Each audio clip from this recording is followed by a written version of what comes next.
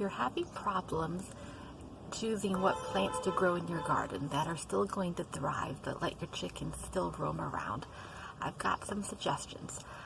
Through trial and error, I've realized some plant characteristics that if you choose these types of plants, they tend to do well where I live in Wales in the UK, and continue to thrive even when I've got chickens walking around all day in the garden.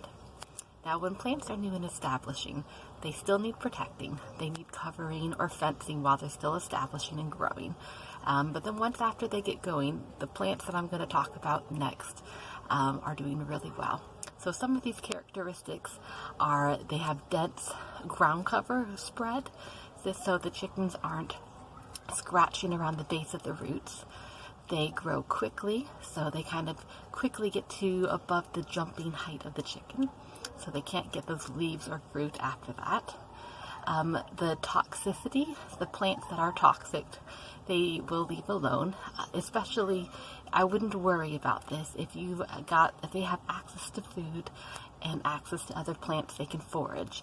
Then don't worry about the toxicity, because they'll only maybe take a few pecks of those leaves and they will leave it away. They won't get sick and harm themselves and continue eating from it. Also, if it spreads easily, those types of plants also will do fine. They'll continue to thrive because the chickens will eat the leaves, but it will keep growing and spreading. The plant will be very robust. These are plants that I let grow in my garden with the chickens, and the chickens have access to them all year round on a daily basis. The plants are thriving. They're doing well. They've got some similar characteristics. Growing plants that are quite dense, that spread really easily. So the chickens can, eat some of these herbs, but they are just so, such robust growing like that sage. They just can't kill it off. These currants get very high. So while initially they were getting some of the lower berries, now they can't. Some of the plants I grow are toxic to animals, so the chickens have an instinct to avoid them because they have access to lots of other safe plants and their food all day. Here's a mum. They don't eat the leaves off, and a hazel and a witch hazel that they're just not interested in. I'm sometimes a bit surprised, that they didn't go for this cosmos. Or, they don't eat the leaves of the clematis. It's like, why is that? I don't always know why. And sometimes it changes with different hens that I've kept.